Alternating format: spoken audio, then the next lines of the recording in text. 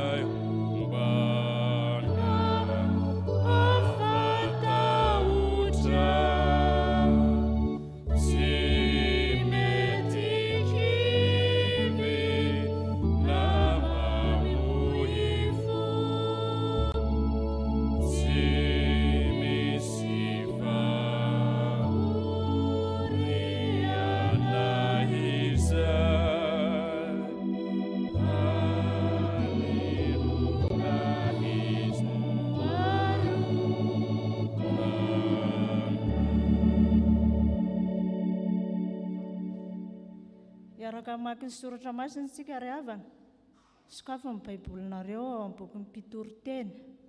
Mpitoroteny toko 7 andininy voalohany ka hatramin'ny 17. Mpitoroteny toko 7 andininy voalohany ka hatramin'ny 17. Rehefa hita dia vakiako amin'ny anaran'ny Tompo. Ny zavatra rehetra dia samy manana ny fotoany avy ary samy manana ny androny. Samy manana ny androny avy ny raha rehetra aty ambany lanitra ary ny andro ary ao ny andro aterahana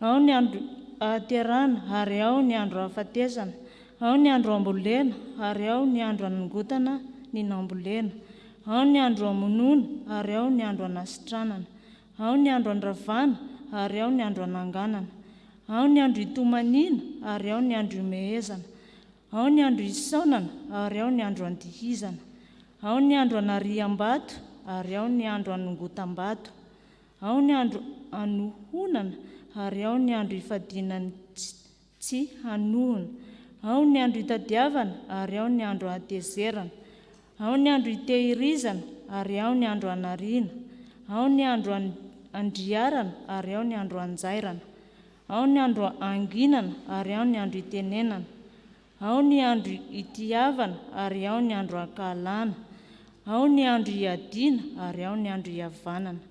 Inona no soa azo miasa amin'izay isa sarany? Efa hitako ny asa mampahory izay nomen'Andriamanitra ny zanak'olombelona isa sarany. Ny zavatra rehetra samy nataony ho mendrika amin'ny fotoany avy, ary mandrakizay dia efa nataony tao am-pony, kanefa tsy hitan'ny olona ny asan'Andriamanitra hatramin'ny voalohany ka hatramin'ny farany.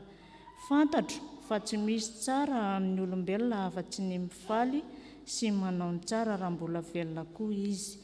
Ary koa raha mihinana sy misotro ary finaritra amin'ny fisasarany rehetra ny olombelona dia fanomezan'Andriamanitra izany. Mbola toizantsika mivaky teny, izany dia hitantsika ao amin'ny epistily ho an'ny Efisianina, toko voalohany andininy 7 ka hatramin'ny 14. Epistily ny Efisianina, vakiana amin'ny anaran'ny Tompo. Isaorana ny Andriamanitra rain'i Jesosy Kristy Tompontsika, izay nitahy antsika tao amin'ny Kristy amin'ny fitahiam-panahy rehetra any an-danitra, araka ny fidianany antsika tao aminy. Fony tsy mbola ary ny fanorenan'izao tontolo izao, mba ho masina sady tsy misy tsiny eo anatrehany isika. Rehefa notendreny raha teo amin'ny fitiavana isika mba ho azy amin'ny fananganana anaka amin'ny alalan'i Jesosy Kristy, arak'izay akasitrahany fony, ho fiderana ny voninay ny fahasoavany izay nanasoavany antsika maimaim-poana ao amin'ny malala. Izy no ananantsika fanavotana amin'ny rany, dia ny famelana ny fahadisoantsika araka ny haren'ny fahasoavana izay nataony be ho antsika tamin'ny fahendrena sy ny fisainana rehetra. Rehefa nampahafantariny ny zava-miafina ny amin'ny sitrapony isika araka ny safidiny izay nokasain'ny tenany, ahatanterahany fitondrana atao mandra-pahatapitry ny andro voatendry, anangona ny zavatra rehetra ho izay ao amin'ny Kristy, na ny any an-danitra na ny ety an-tany dia ao aminy. Ao aminy koa no nanaovana antsika holovany. Rehefa notendrena raha teo isika araka ny fikasany izay mahefa ny zavatra rehetra, araka ny akasitrahan'ny fony, mba ho fiderana ny voninainy izahay, izay nanantenany Kristy raha teo. Ao aminy koa ianareo rehetra renareo ny tenin'ny fahamarinana dia ny filazantsara famonjenanareo. Eny, ao aminy koa ianareo rehefa nino no nasiana tombo-kase tamin'ny fanahy masina araka ny teny fikasana. Izany fanahy izany no santatry ny lovantsika ho amin'ny fanavotana ny olona izay nalainy ho amin'ny tenany ho fiderana ny voninainy. Andeha hitsangana isika maki ny filazantsara. Filazantsara ny Jaona toko 7:20 andininy 9 ka hatramin'ny 7:20. Jaona toko 7:20 andininy 9 ka hatramin'ny 7:20. Ny anaran'i Jesosy. Naseko tamin'olona izay nomenao ahy avy tamin'izao tontolo izao, ny anaranao. Anao ireny ka nomenao ahy, ary nitandrema ny teninao. Fantany ankehitriny fa avy taminao izay rehetra efa nomenao ahy. Fa ny teny izay nomenao ahy dia nomeko azy kosa, ary noraisiny, ka fantany marina tokoa fa avy taminao ahy, ary nino izy fa ianao no naneraka ahy. Izaho mangataka ho azy, tsy mangataka ho an'izao tontolo izao aho, fa ho an'izay nomenao ahy, satria anao izy, ary izay ahy rehetra dia anao, ary izay anao dia ahy. Ary rehefa ankalazaina eo aminy aho, ary rehefa ankalazaina eo aminy aho, ary tsy hoeto amin'izao tontolo izao intsony aho, fa izy reto no eto amin'izao tontolo izao. Ary izaho mankany aminao, ray masono tehirizo ireo amin'ny anaranao izay nomenao ahy, mba ho iray ihany izy tahaka ny maharay atsika, raha mbola teo amin'ny aho dia nitahiry azy tamin'ny anaranao izay nomenao ahy, ary nitandremako izy ka tsy misy very afa-tsy ilay zanaky ny fahaverezana ihany, mba hatanteraka ny soratra masina.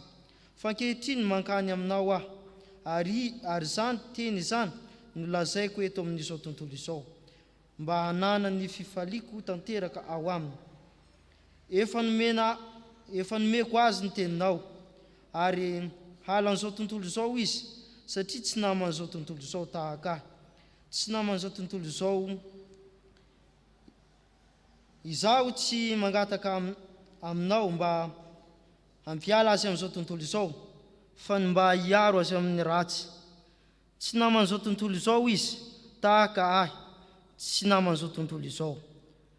Manamasina azy amin'ny fahamarinana, ny teninao no fahamarinana, tahaka ny nanarahanao ahy ho amin'izao tontolo izao no mba hanarahako azy kosa ho amin'izao tontolo izao. Ary ho anireto no hanamasinako ny tenako mba hanamasina ny fahamarinanao azy. Amen. Ray masino manamasinana ny fahamarinana ny teninao ny fahamarinana. Amen.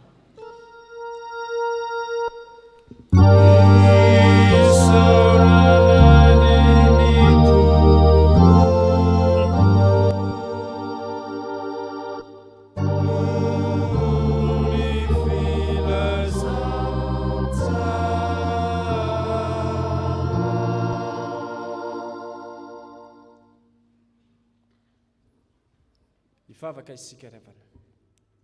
Andriamanitra tompo ranezany an-danitro, misaotra mankasitraka anao zahay, fa miteny aminay isan'andro san'andro ianao mba hahatonga anay hiorina tsara amin'ny finoana, mba hahatonga anay handroso amin'izany finoana izany, ary indrindra ihany koa hahatonga anay mba hatoky anao Andriamanitra ilay mpamono sy mpanavitra anay. Koketriny ary izahay, raha andre ny afatrao ihany koa dia mangataka izay tompo mitary amin'ny alalan'ny fanahy masina azony mandray ny teninao. Amin'ny anaran'i Jesoa. Amen. Ny hira 770 andininy voalohany no tanterahintsika.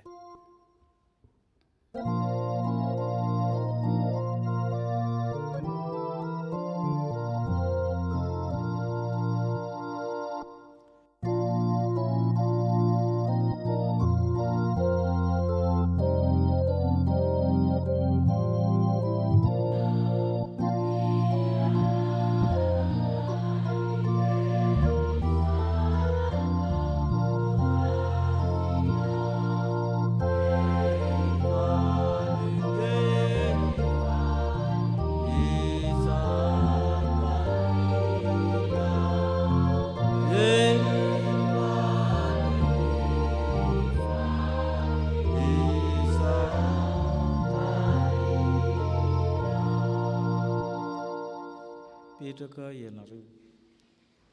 Ampitombona amintsika rehetra ny fahasoavana sy ny fiadanana. Pitoriteny toko fahatelo. Heverina fa i Solomona na Solomona nanao ny oabolana ihany na ireo olokendry namany nanoratra ny bokyny pitoriteny. Izy dia malaza miteny hoe zavapoana dia zavapoana ny zavatra rehetra, izay no mampalaza ny amin'ny bokyny pitoriteny. Eto izy dia milaza ny anankiray amin'ny zavapoana izany saingy ataona amin'ny fomba filaza hafa, hoe voafetra ny zavatra rehetra ataontsika. Voafetra isika amin'ny zavatra rehetra ataontsika. Amin'ny zavatra rehetra aty ambany masoandro dia voafetra avokoa. Izay ny famitinana ny zavatra tany sain'ireo.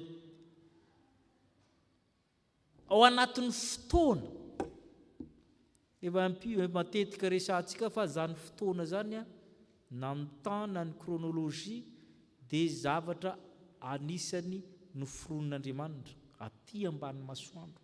Fa Andriamanitra tsy voafetra amin'ny fotoana sy ny toerana ary ny tantarantsika. Tsy misy ao amin'Andriamanitra zany notion du temps zany, d'espace.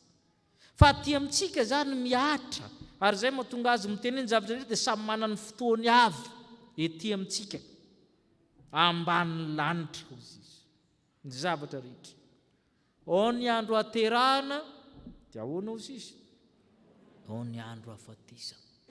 Ary fampietreretina ataony mpitoroteny eto tahaka ny olokeny rehetra, rehefa teraka ny olona dia le teraka mitomany fa ny olona falifaly daholo, sa tsy izay moa?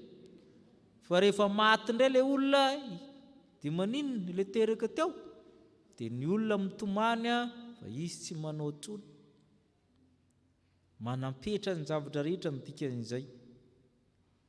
Ary izay ny tiana resahany hoe misy andro ambolena, misy andro hanongotina ny nambolena, misy fetra na ny ketsara, misy fetra va afindra indray ny vary.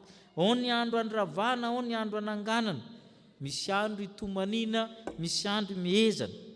Na dia mafy ary ny fahoriana zany mbola isy andro imehezana. Ary izay zany sady herintsika ty an-taminy no fahalemetsika. Ka na ny zavatra mahafaly, na ny zavatra mampalahelo, na ny zavatra manirikiry, ny mahakivy, ny mahaketraka, ny mahafalifaly fo, dia samy voafetra avokoa. Satria misy fotoana ianao misaona izy, fa misy fotoana koa ianao mba mandihy. Amin'ny zavatra rehetra na hanamboarinao, raha misy fotoana ianao manary vato, misy fotoana ianao manangona, misy fotoana manohana na mamina, fa misy fotoana fady tahak'izay. Ary io ny fiainantsika maha olombelona na mpitiavana inona voafetra zany na voafetra. Amin'ny zavatra rehetra. Ary rehefa misy zavatra tsy ampoizinao zany, raha misy zavatra zao tsaroantsika tamin'ny fotoan'androny, ny 2024 mankany, rehefa mifanoroka dia tsy indroa fa impiry moa? Intelo na nefa tonga ny Covid na ninona? Tsotra izy mifanoroka zany tsony. Njavona vetivety ohatra ny adino le izy fa taloha zany telo sa efatra imeza. Efa tonga ny Covid tsy izy tsony. Ao ny andro zany ifamihinana, ao koa ny andro ifadina tsy mifamihina. Zay ny zavatra. Mandalo ny zavatra rehetra. Misy andro itadiavana izy fa mety misy andro haverezana. Misy andro tehirizina fa misy andro koa hanariana. Tsy voatahiry tsony dia ariana zany. Misy andro andrairana zany andro vitana. Misy andro koa nefa anjairana, zairana. Misy andro anginana fa misy andro itenenina. Zany rehetra zany noho izy anambara fa voafetra isika hatramin'ny fitiavantsika ary indraindray mifankapy raha pitso mifankahala. Raha fokapitso mifankahala, ny afaka indray mifankaty. Voafetra isika. Ka ny zavatra rehetra zany dia tsy hitako izay tenenina hozy ny mpitoroteny. Fa miasa fatratra amin'ny olona. Miasa. Adinony hoe voafetra ny zavatra rehetra. Na ianao miasa io avy ny fotoana ipetrahanao tsy ahavitana miasa koa. Miazakazika ianao, matanjaka ianao, fa ho avy godro ny lohalika. Izy moa le mpanao baolina matory izao. Nandritra ny coupe du monde anankitelo ny azony, fa vao mipetraka ianao. Ny andro afatesana, zay vao lasa, zay le izy mifetra ny zavatra rehetra. Ka hozy ny mpanao toroteny eto hoe ny olona indray tsy mahatsara ny asan'Andriamanitra, fa voafetra isika. Tsy misy tsara fa tsy mifaly sy manao ny tsara hozy izy amin'ny 2020. Mihinana misotro rehefa finaritra ianao, reraka ianao, faly ianao, misotro mihinana, fanomezan'Andriamanitra izany rehetra zany. Zay ny 2020. Raha mbola mihinana ianao, misotro ianao, finaritra amin'ny fisasarana ianao, fanomezan'Andriamanitra zany. Fanomezan'Andriamanitra zany. Ny oeny atsembohan'ny tavanao ny nananao hanina, tsy ozina ihany zany fa mariky ny fitahiana koa Andriamanitra maka sady mitaha ihany izy no manosona. Mba atsembohanao ny nananao haminy, fa raha mifanotra amin'izay tsy niteneny atsembohan'ny tavanao ny nanany sasany ihany. Io ianao voareraka eo ho an'ny olona foana ny ianao, fa ianao no mihinana azy. Ary zay mahatonga ny mpitoroteny milaza hoe fanomezan'Andriamanitra zany. Ny zavatra rehetra dia mandalo. Ilay mahay manararaotra ny zavatra mandalo. Ary zany mahatonga antsika rehefa mitomany dia mitomany tsara. Fa mandalo io. Rehefa mifaly dia mifaly tsara fa mandalo io. Fa mandalo ny zavatra rehetra. na dia betsaka raha ny alahelo na mavesatra ara mandalo tsisy tsy mandalo sisy ao ny hariva ao ny maraina. Ny hafatra faharoa alaina amin'ny Efesianina toko voalohany teo mampatsiahy ny apôstôly nyreo fanomezana 7 nomen'Andriamanitra antsika. Izay no antsoiny fisaorana lehibe. Isaorana ny Andriamanitra reny Jesosy Kristy tompontsika izay nitahy antsika tamin'ny fitahim-panahy rehetra nandandra, bénédiction spirituelle hozy izy. Misy zavatra 7 farafahakeliny nomen'Andriamanitra antsika. Tsy ahivy ny Paoly apôstôly ireo zavatra 7 ireo. Hira manko io Efesianina toko voalohany andininy fahatelo ka hatramin'ny faha-efatra ambin'ny folo. Ny voalohany amin'izany dia ny fifidianana. Andininy faha-efatra araka ny fidianana antsika fony tsy mbola ary ny fanorenan'izao tontolo izao. Fa niteny teo Andriamanitra tsy voafetra ny fotoana. Andriamanitra efa nahitanao talohany nahaterahanao, efa fantany ianao. Ary izay mahatonga antsika sainy mangataka. Dia manahirina ihany Andriamanitra zavatra efa fantany nefa mbola angatahana ihany. Efa fantany ianao hatramin'ny mbola tsy niforona. Araka ny fidianana antsika tao aminy fony tsy mbola ary ny fanorenan'izao tontolo izao. Mbola tsy misy bing bang dia ianao efa fantatra Andriamanitra. Izany no maha-Andriamanitra azy. Fantany hoe aonondrana io amin'ny fotoana ohatran'izao. Efa fantany io. Andriamanitra tsy taitra aminanao manondrana io, efa fantany io. Amin'izao izy anatona andray hozy izy efa fantany io. Efa fantany io. Ary izay mahatonga amin'ny soratra masonao i Davida rehefa nangalatra vadiny Oria, fa maninona moa rehefa nifona izy dia tonga avy any efa navoavela heloka ianao izy ndatana. Satria maninona efa fantatr'Andriamanitra fa hibebaka izy. Dia efa tonga ilay famelan-keloko. Ny fifidianana izay ny fidianana antsika mbola tsy ary ny fanorenan'izao tontolo izao. Izay ny fanomezana anankiray. Ny fanomezana anankiray dia fanendrena. Fanendrena koa mahatonga antsika mitoerana maro samihafa. Ao ny mpitandrina, ao ny dekona, ao ny mpianaksampana, misy fanendrena zany, misy décision ataon'Andriamanitra isanandro amin'ny fiainantsika. Fa ny fanendrena lehibe indrindra dia nanendrena antsika zany ho amin'ny fitiavana, ho amin'ny fananganana. Miverimberinao ilay hoe nitendrena isika, nitendrena isika ny 1:1 mbola misy hoe nitendrena isika. Tsika zany olona mitendrena Andriamanitra nahazo décision avy amin'Andriamanitra. Tendrena ho amin'inona ny anankiray amin'izany ny fananganananaka, adoption. Itsika zany zanaka natsangan'Andriamanitra. Zay ilay fanomezana ngeza be. Kristy zanany naterana, fa izaho sy ianao zanaka natsangan'Andriamanitra atao amin'ny Kristy.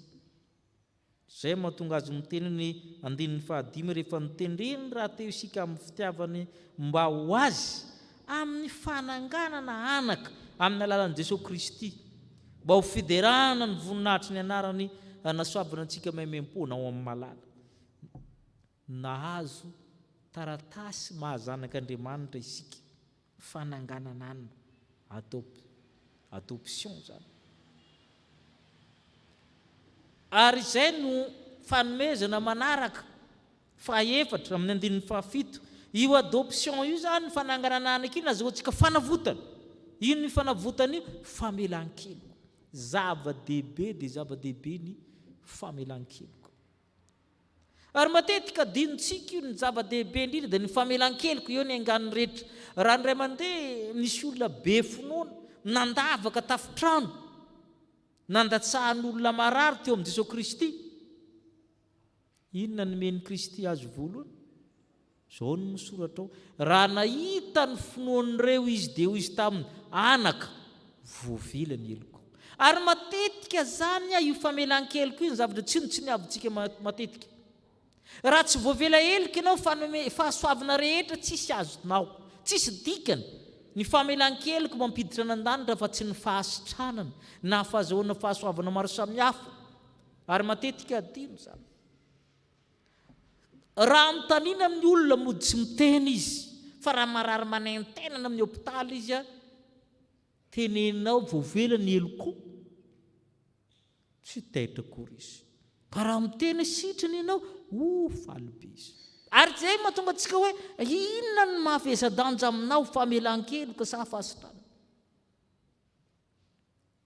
raha ny olona anankiray migadra teneninao voavela eloka saotra io izy tsy mitsika akory fa ny tiany hoeny dia inona afaka ianao ny fahafahanao tsy miditra nan-danitra aoka zava-tsara fa ny famelan-keloka mampiditra anao anan-danitra voavela eloka ve ianao zay ny zava-dehibe zay ny ngezany ary io nefa nitsonitsiny abyntsika anio atakalontsika zavatra maro amin'ny fiainana ny famelan-keloka io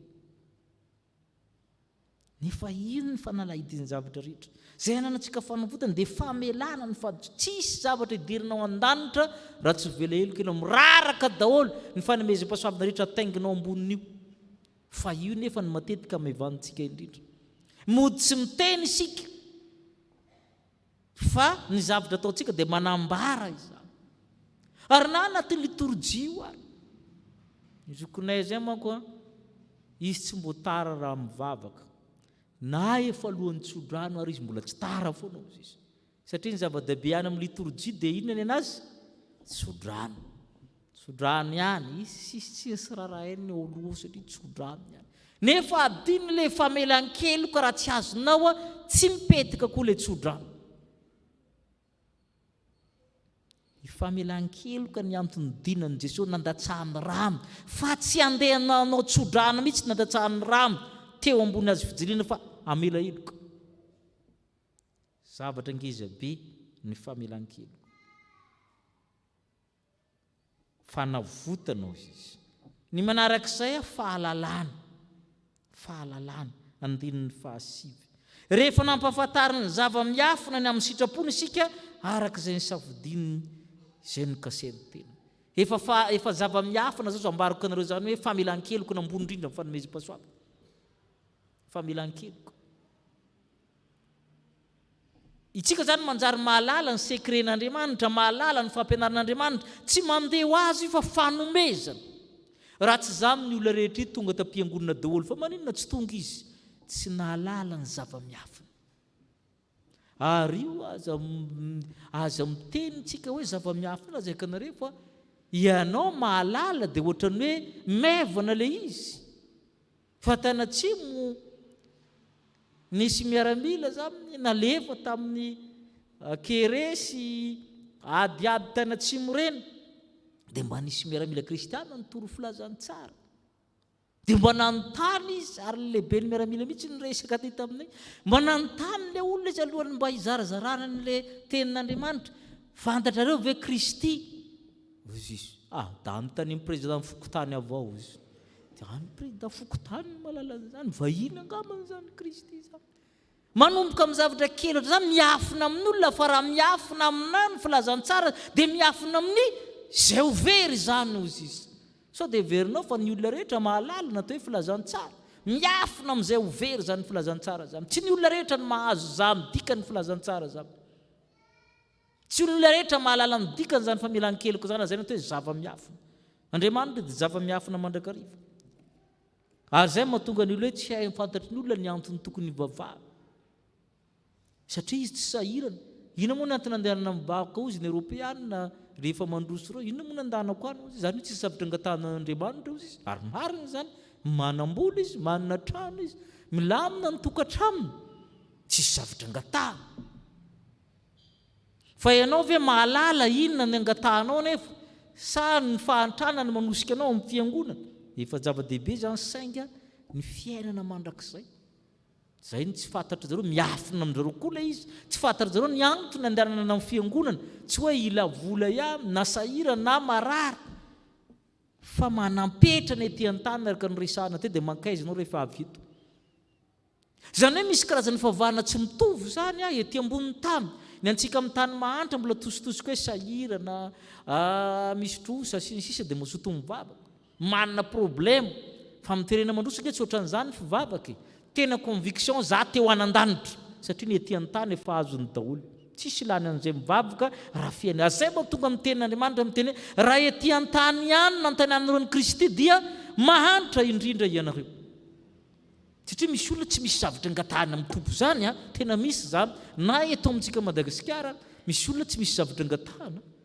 volananany zanaka izy manana fiainana metimety ary manao ny marina koa izy tsy mangalatra dia inona zany nandanina am-piangonana zava-miafina efa tsy fantany le zava-miafina tsy ankaty am-piangonana mihitsy izy tsy ankaty am-piangonana mihitsy izy i zava-miafina izy zany a fantatra hoe ny valeur ny zava-miafina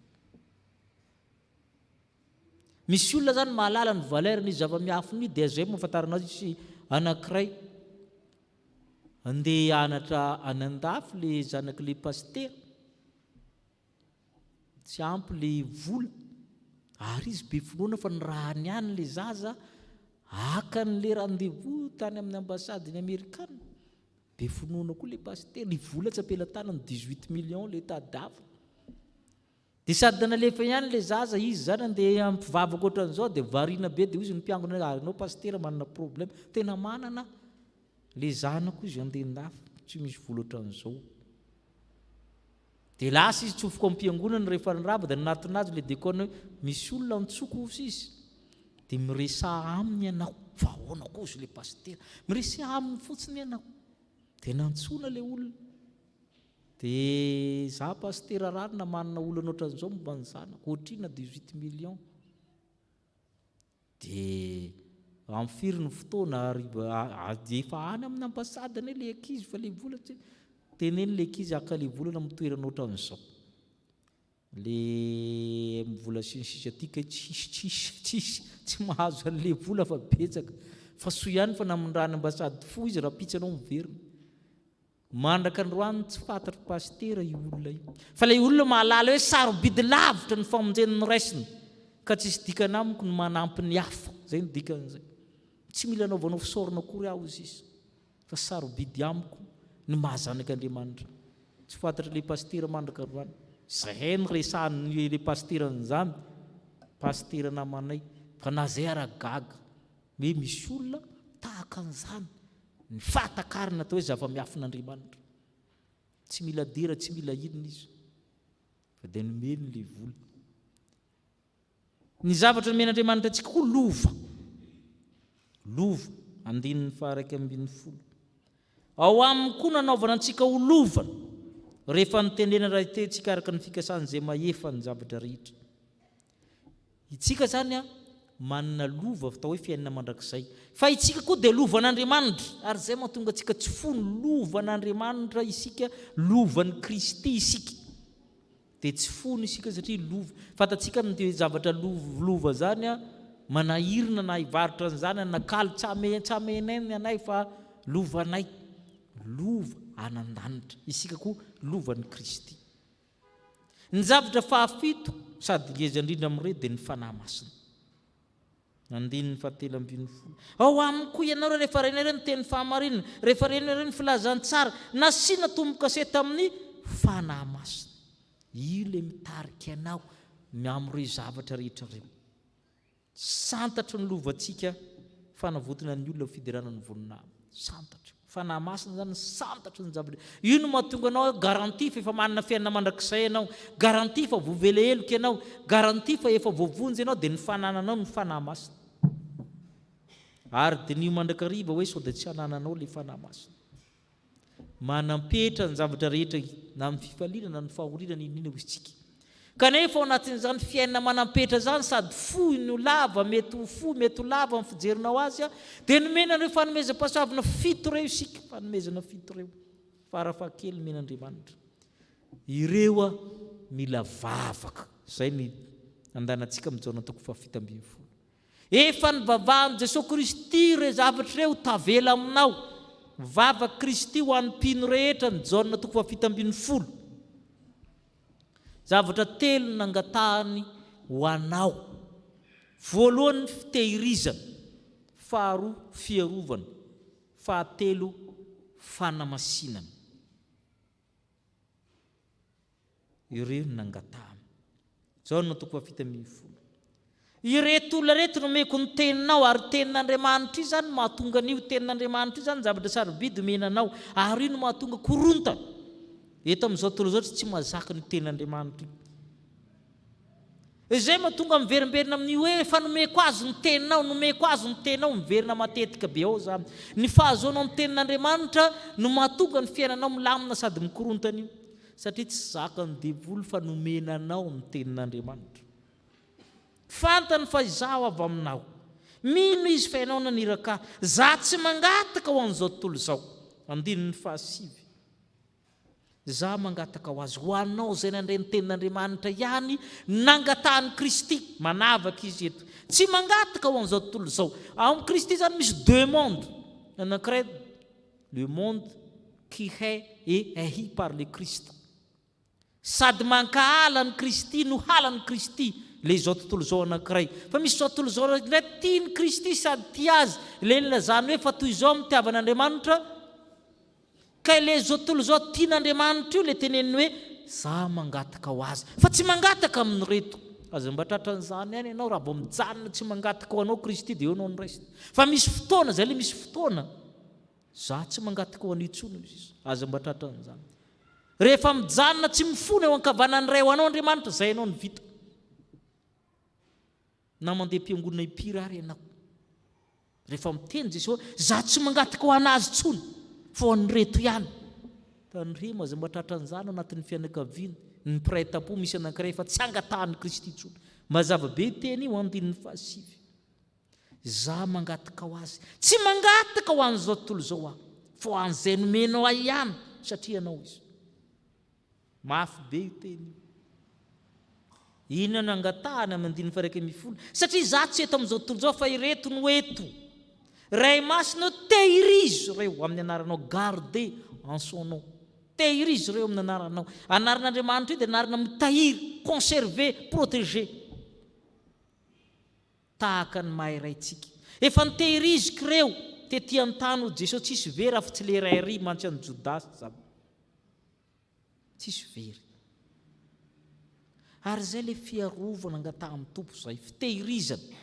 Tehirizana zany dikany fitehirizana sady atsaraina ny karakaraina ny dikany.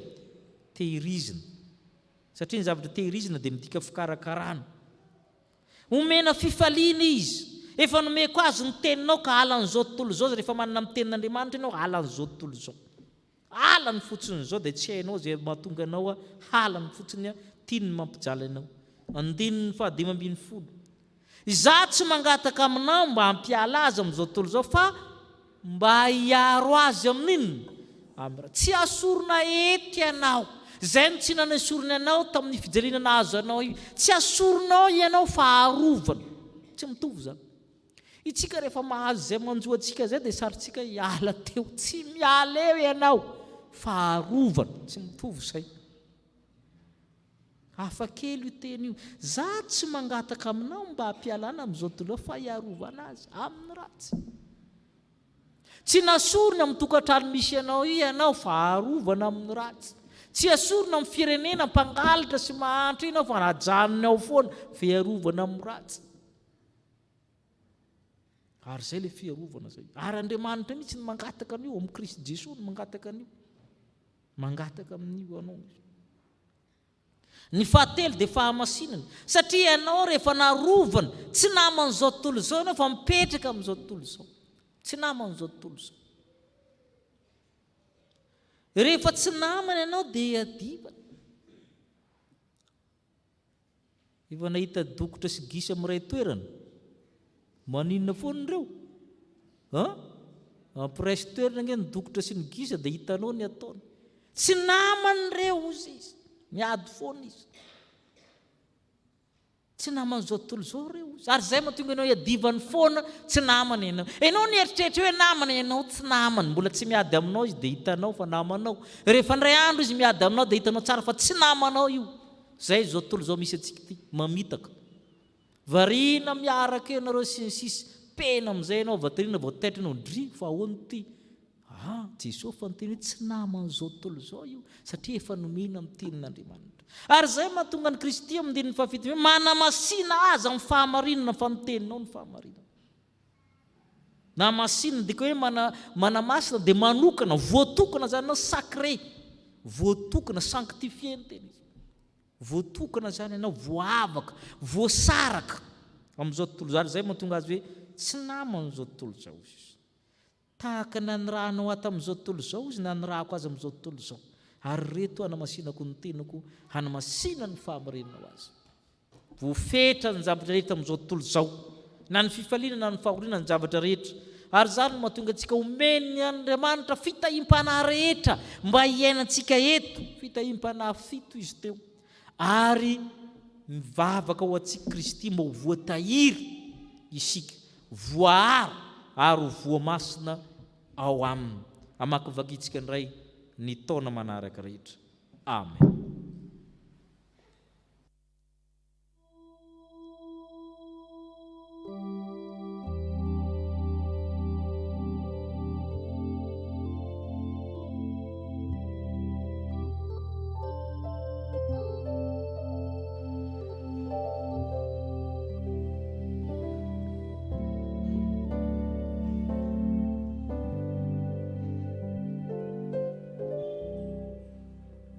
ry havana malala rehetra amin'ny tompo manoloana izany sitrapon'Andriamanitra izany dia mahatsiaro isika fa tsy tanteraka nanota sy nandika ny sitrapon'Andriamanitra ko andeha isika iombona amin'izao vavaka fifonana izao hiaiky ny elontsika eo anatrehan'Andriamanitra amin'ny alalan'izao fiombonantsika mivavaka izao mivavaka isika ry Andriamanitra be famindrapo Andriamanitra tena tianay ianao misaotra mankasitraka anao zahay fa mbola noporofonao indray tamin'ity anio ity zany fitiavanao izany ka dia nambaranao taminay ny sitraponao nambaranao taminay ny teninao nambaranao taminay ny afatrao izay tianao mba hiainanay tianao ho niainanay ka rehefa nandre izany izay Andriamanitra dia mahatsiaro fa tsy tanteraka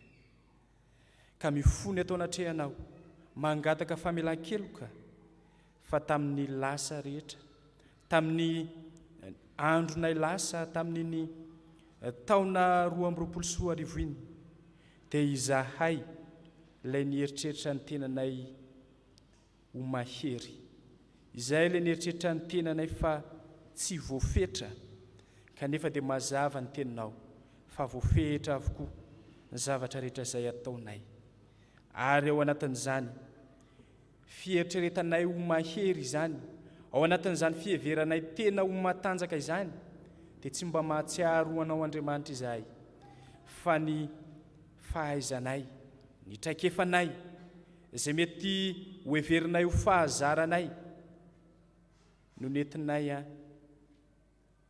niatrika ny fiainanay koa mifona aminao izay Andriamanitra mamelany elokay mamindra fo aminay tao anatin'ireny rehetreny koa no mba tsy nahatsiarovanay fa mandalo izao fiainana izao ary miserana ihany mirimorimo aza ka dia variana izahay tamin'izay mety mahasoa anay variana izahay tamin'izay mety everinay hahatsara ny fiainanay fa lasa ambanin-javatra ny fifandraisanay aminao Andriamanitra mifona aminao zay Tompo mamelany elokay mamindra foa mamela eloka ianao Andriamanitra Tompo ranezany an-danitro nambaranao ihany koa tamin'ny sitraponao izay vao nambaranao taminay teo fa ianao Andriamanitra ilay manana fanomeza tsarobidy izay tolotra ho anay manome fahindrena ianao manome fitiavana ianao manome ny zanako mihitsy ianao dia Jesosy Kristy ho fanavotana anay ho famonjena anay no ilay fitiavanao izany kanefa Andriamanitra reny rehetra ireny dia zary no hitsakitsahinay tsy mba norarahinay ko mifona rery Tompo mamindra fo aminay mamelany elokay ny amin'ny tsy fanajanay ny sitraponao ny teninao Andriamanitra mamelany elokay fa mandrakariva ny zahay mandre ny teninao ombenombeny zahay mandray ny afatrao izay mpitondranao ny mpanomponao fa tamin'ireny izahay dia tao nampidirinay tamin'ny sofina ilany zany, tena voakanay tamin'ny sofina ilany ihany koa. Tsy mba nitoetra, tsy mba latsaka tao am-ponay, tsy mba niainanay. Ko mamelany elokay, mamindra fo aminay Tompo, ny amin'ny tsy fankatoavanay. Fantatra ihany indray fa tena sarobidy ny fahasoavana sy ny fanomezanao, kanefa dia tsy rara inay. Mifony izay Tompo, mamindra fo aminay. Mitalao aminao zahay ankehitriny, mba tena ho vita fihavanana aminao, mba tena ho tonga zanakao, ho mpankatoanao Andriamanitra. Koa izany indrindra no hitalaona eto anatrehanao Andriamanitra. Mamindra fo aminay, mamelany elokay. Andriamanitra rainay eo, nambaranao koa fa ianao ilay mitahiry anay, ianao Jesosy Kristy ilay mifona sy mivavaka ao anay mandrakariva eo anatrehan'Andriamanitra rainay.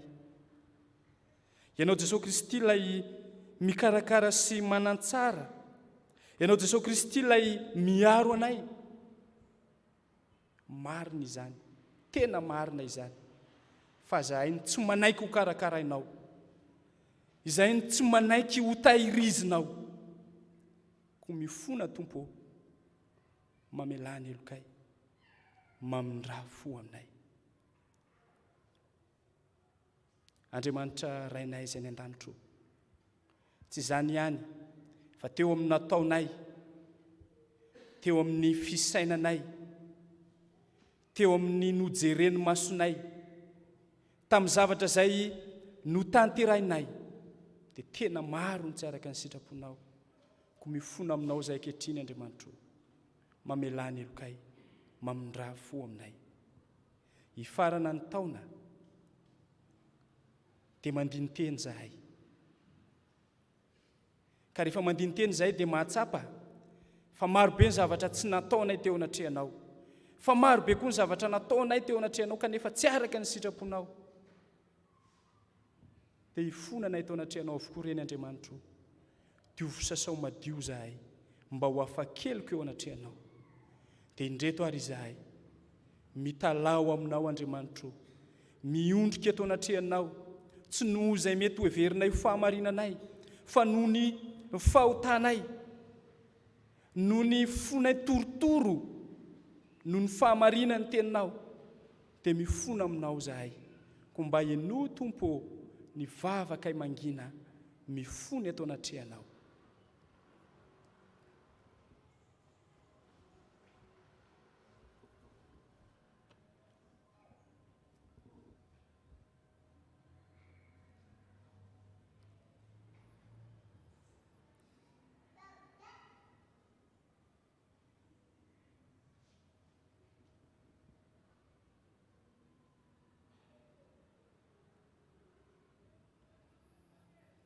Ary Andriamanitra rainay eo, vonohy sy fafao avokoa ny fahotanay. Ry Jesosy Kristy mpamonjy anay eo, ny ranao tokoa nefa latsaka mba ho fanavotana anay, ko mamindra fo aminay. Rehefa nay masina mpanazavana eo, aza avao ny fo sy sainay, ahaizanay mankatoy ny teninao sy ny sitraponao amin'izao sisa izao. Amin'ny anaran'i Jesosy Kristy no ivavahanay, ary maminay indrindra ny mampimbona mivavakay amin'ilay fanampianariny anay manao hoe: rainay ô izay ny an-danitra, ho amasinany eny anaranao, ho tonga ny fanjakanao, atao any ny sitraponao etỳ tany tahaka ny any an-danitra. Monan'io izay anasaza ao anay, mamelany elokay, tahaka namelanay izay meloka taminay, ary aza mitondra anay ho amin'ny fakampanahy, fa manafahanay amin'ny ratsy, anao ny fanjakana sy ny hery, ary ny voninahitra mandrakizay. Amen. Ry havana malala rehetra ao amin'ny Tompo, mamindra fo sy miantra ny Andriamanitra izay vavahantsika, Andriamanitra fitiavana izy, mamela ny elontsika. Andeha hitsangana isika handray ny teny famelan-keloka omeny ho antsika. Hoy ny Tompo: aza mahatsiaro ny lasana amin'ny sainany taloha, indro zao efa hanao zava-baovao, ko ankehitriny dia efa miposaka izany. Ko aza matahotra ianao, fa efa nanavitra anao aho, efa niantso ny anaranao aho ianao izao toy izao ihany no namono ny fahatsoanao ary tsy ho tsarovako itsony ny fahotanao noho izany fitiavan'Andriamanitra izany dia ambara amin'ny anaran'i Jesosy Kristy Tompo fa voavela sy voafava avokoa ny eloka ireo rehetra noho ny anaran'ny masina koa mifalia misaorany Tompo. Sambatra ny olona izay voavela ny elony sy voasarona ny fahotany, sambatra ny olona izay tsy sain'i Jehovah eloka ary tsy misy fitaka ny faninainy. Amen. Mipetraka ny fiangonana. Zao sika ravana dia tonga amin'ny fotoana izay natanterahana ny rakitra ka ny hira faharoapolo no ataontsika ao anatin'izany ao ny dekona hanatanteraka ny fanatazana ny rakitra, isika kosa hanao ny hira faharoapolo.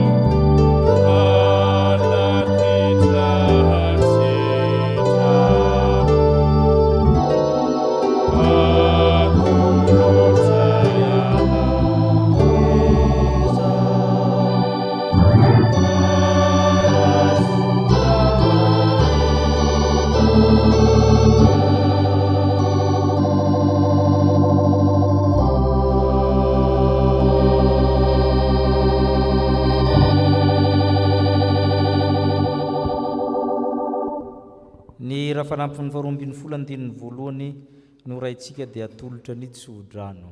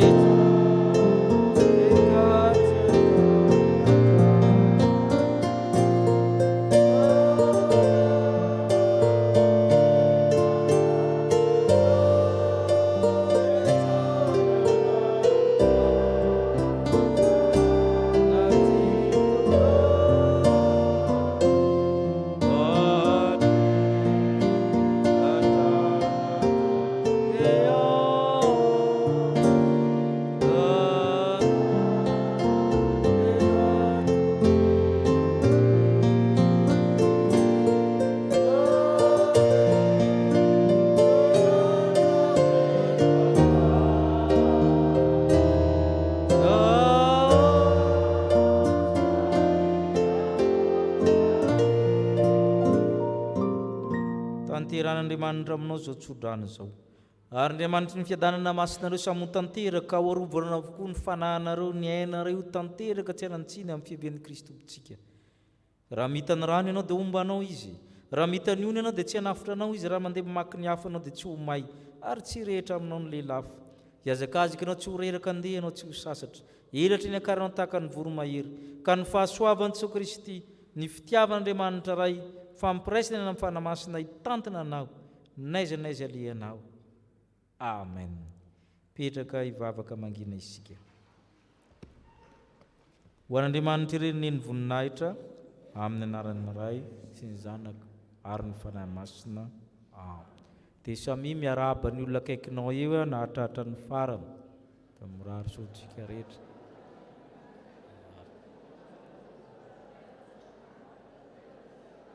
Tehaka ao an'Andriamanitra isika dia manaova fety sambatra.